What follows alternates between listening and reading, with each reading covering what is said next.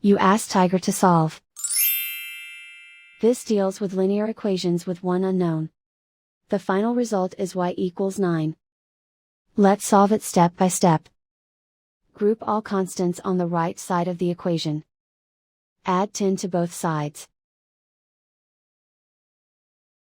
Simplify the arithmetic.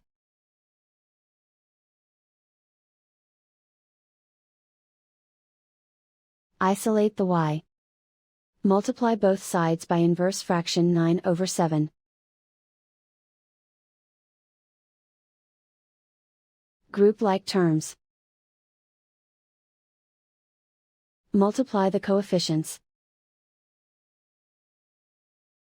Simplify the fraction. Multiply the fractions. Simplify the arithmetic.